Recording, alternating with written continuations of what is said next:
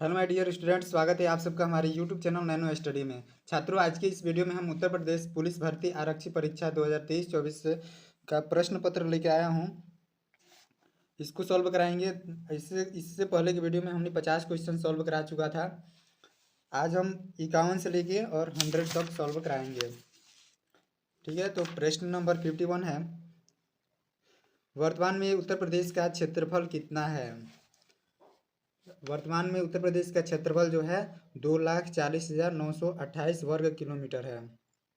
इसका right option B हो जाएगा। नेक्स्ट है, उत्तर प्रदेश को भारत के कितने राज्यों की सीमाएं स्पर्श करती है। उत्तर प्रदेश की उत्तर प्रदेश को भारत की जो है 8 राज्यों की सीमाएं स्पर्श करती हैं। इसका राइट ऑप्शन हो जाएगा सी।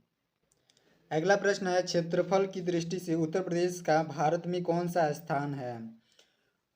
क्षेत्रफल की दृष्टि से उत्तर प्रदेश का भारत में कौन सा स्थान है। इसका राइट ऑप्शन हो जाएगा डी, चतुर्थ। प्रश्न नंबर 54 है, उत्तर प्रदेश के उत्तरी भाग को किन देशों की सीमाएं स्पर्श करती हैं। इसका राइट ऑप्शन है बी, नेपाल। अगला प्रश्न है, प्रश्न नंबर 55, उत्तर प्रदेश किस प्राचीनतम भूभाग का हिस्सा है। उत्तर प्रदेश जो है गोंडवानालैंड का भूभाग का हिस्सा है। उत्तर प्रदेश में भाबर की तंग पट्टी कहाँ पाई जाती है। इसका राइट आंसर हो जाएगा तराई क्षेत्र में। अगला प्रश्न है, उत्तर प्रदेश के भौगोलिक क्षेत्र में सम्मिलित नहीं है। इसका राइट आंसर हो जाएगा नीलगिरी पहाड़ी। अगला है, उत्तर प्रदेश का पूर्व पश्चिम विस्तार कितना है। इसका सही जवाब है 650 किलोमीटर। अगला है, उत्तर प्रदेश की सबसे ऊंची पहाड़ियाँ सोनाकर एवं कैमूर किन जिलों में स्थित है। इसका राइट आंसर है मिर्ज़ापुर सोनभद्र। अगला है, उत्तर प्रदेश की जलवायु निम्नलिखित में से किस प्रकार की है। उत्तर प्रदेश की जलवायु जो है उष्ण कटिबंधीय मानसूनी प्रकार की है। इसका राइट ऑप्शन सी है। अगला प्रश्न है, उत्तर प्रदेश में वर्षा मुख्यतः किस मानसून से होती है। बंगाल की खाड़ी। अगला है, वर्षा ऋतु में उत्तर प्रदेश में कितने प्रतिशत वर्षा होती है। इसका राइट आंसर है 75 से 80%। अगला है, वर्षा के वितरण के आधार पर उत्तर प्रदेश को कितने जलवायु विभागों में विभाजित किया गया है। इसका राइट ऑप्शन है बी, 2। अगला प्रश्न है, उत्तर प्रदेश के किस जिले में सर्वाधिक वर्षा होती है। गोरखपुर में। प्रश्न नंबर 65 है, शीत ऋतु में उत्तर प्रदेश के किस क्षेत्र का तापमान सबसे कम रहता है। पश्चिमी गंगा मैदान। इसका राइट ऑप्शन हो जाएगा सी। उत्तर प्रदेश में सर्वाधिक वर्षा वाला क्षेत्र कौन सा है। तराई क्षेत्र। उत्तर प्रदेश में सबसे कम वर्षा वाला क्षेत्र कौन सा है। ये दोनों प्रश्न सेम ही है, लेकिन इसमें पूछा गया है सर्वाधिक वर्षा और इसमें पूछा गया है सबसे कम वर्षा। तो सबसे कम वर्षा पूछेगा तो पश्चिमी गंगा मैदान, और ज़्यादा पूछेगा तो तराई क्षेत्र। अगला प्रश्न है, उत्तर प्रदेश में बहने वाली कौन सी नदी प्राणदायिनी, मुक्तिदायिनी तथा पवित्र नदी के नाम से जानी जाती है। इसका राइट ऑप्शन हो जाएगा गंगा। गंगा नदी को पवित्र नदी के नाम से जाना जाता है। अगला है, उत्तर प्रदेश में स्थित अयोध्या नगर किस नदी के किनारे बसा हुआ है।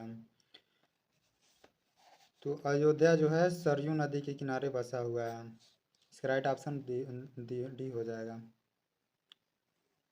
अगला प्रश्न है, निम्न में से कौन सा नगर गंगा के किनारे स्थित नहीं है। लखनऊ जो है गंगा के किनारे स्थित नहीं है। अगला प्रश्न है, गंगा यमुना नदियों में मिलन स्थल को उत्तर प्रदेश के किस नाम से पुकारा जाता है।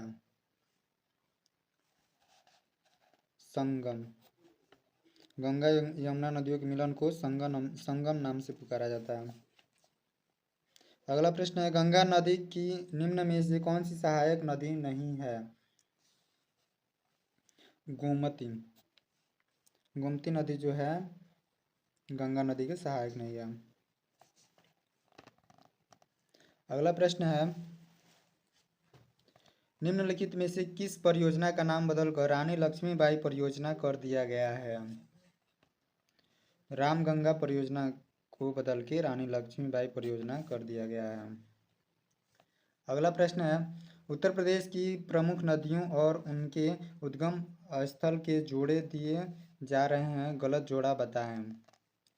पहला जोड़ा दिया गया है गंगा गंगोत्री, यमुना यमुनोत्री, शारदा कौड़ियाला और घाघरा मापचा इचुंग।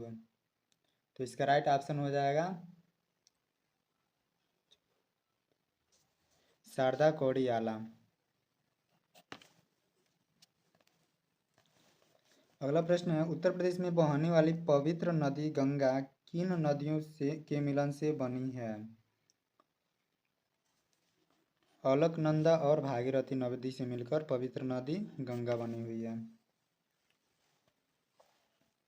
अगला प्रश्न है, उत्तर प्रदेश की प्रमुख नदियों का घटनाक्रम है?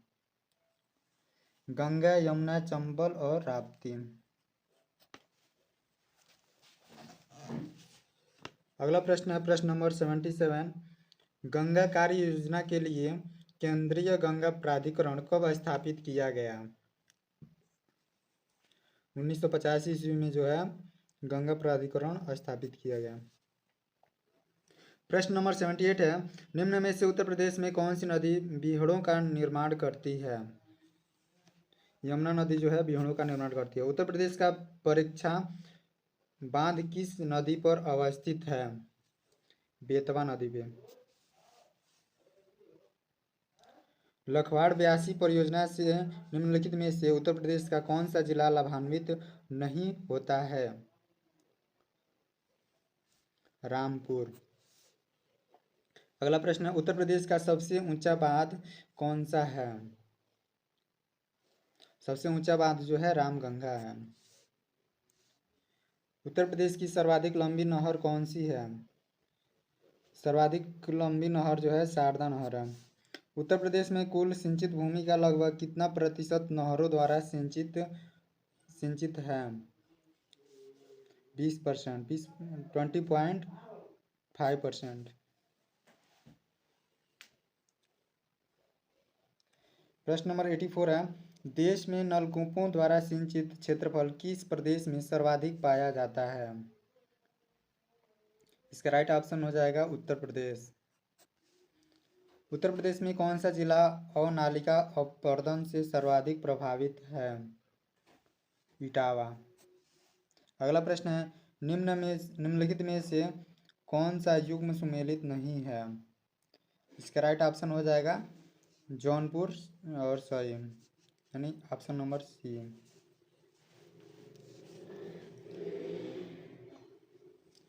प्रश्न नंबर 87 है, गंगा नदी के निम्नलिखित में से किस भाग को राष्ट्रीय जलमार्ग घोषित किया गया है?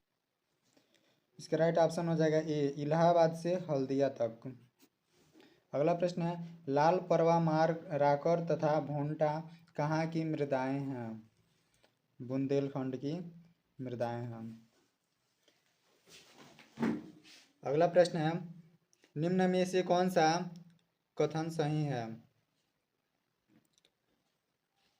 ये पहला दिया है। अगला प्रश्न है, निम्न में से कौन सा कथन सही है? पहला है, परवा मृदा को पड़वा या पड़ुआ भी कहा जाता है।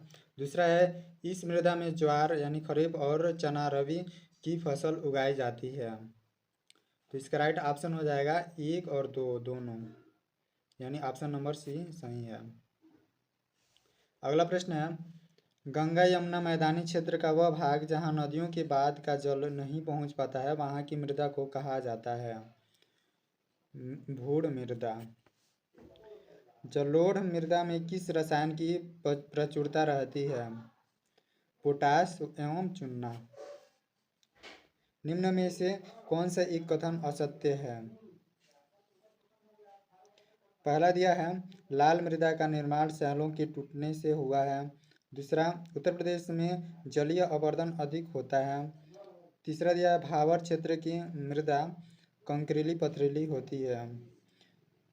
चौथा दिया है उपरोक्त में से कोई नहीं। तो इसका राइट ऑप्शन हो जाएगा उपरोक्त में से कोई नहीं। अगला प्रश्न है निम्न में से कौन सा या कौन से कथन सही है या है? पहला, राकड़ यानी राकड़ मृदा लाल भरे रंग की दानेदार मृदा है जो कि सामान्यतः ढालों पर पाई जाती है। और दूसरा है इस मृदा में तिल, खरीफ और चने रबी की खेती की जाती है। तो इसका राइट ऑप्शन हो जाएगा 1 और 2 दोनों, यानी ऑप्शन नंबर सी राइट है। अगला प्रश्न है किस मृदा में 60% सिलिकेट, 15% लोहा और 25% एल्युमिनियम पाया जाता है? इसका राइट आंसर हो जाएगा मार यानी माड़ मृदा। अगला प्रश्न है निम्न में से कौन सा या कौन से कथन सही है या है? पहला है प्रदेश में वायु द्वारा मृदा अपरदन गर्मी के महीनों में अधिक होता है। और दूसरा, प्रदेश की आगरा, मथुरा, इटावा आदि जिले से इससे ज़्यादा प्रभावित हैं। तो इसका राइट आंसर हो जाएगा 1 और 2 दोनों सही है। ठीक है। नेक्स्ट है किस मृदा को स्थानीय भाषा में करेल या कपास मृदा कहा जाता है? काली मृदा को करेल या कपास मृदा कहा जाता है। अगला प्रश्न है उत्तर प्रदेश के सर्वाधिक क्षेत्र पर किस प्रकार की मिट्टी विस्तार है? इसका राइट ऑप्शन हो जाएगा ए यानी जलोढ़। उत्तर प्रदेश में काबर तथा मार निम्न में से किस प्रकार की मिट्टियों के स्थानीय नाम है? इसका राइट ऑप्शन हो जाएगा ए काली मिट्टी।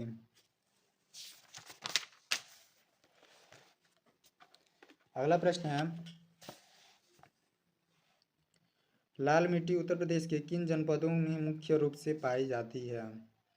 लाल मिट्टी जो है मिर्ज़ापुर, सोनभद्र में पाई जाती है। प्रश्न नंबर 100 है राकड़ मिट्टी उत्तर प्रदेश में कहाँ पाई जाती है? राकड़ मिट्टी जो है पर्वतीय व पठारी ढालों पर पाई जाती है। वीडियो आपको कैसा लगा कमेंट बॉक्स में कमेंट करके ज़रूर बताइएगा और वीडियो देखने के लिए धन्यवाद।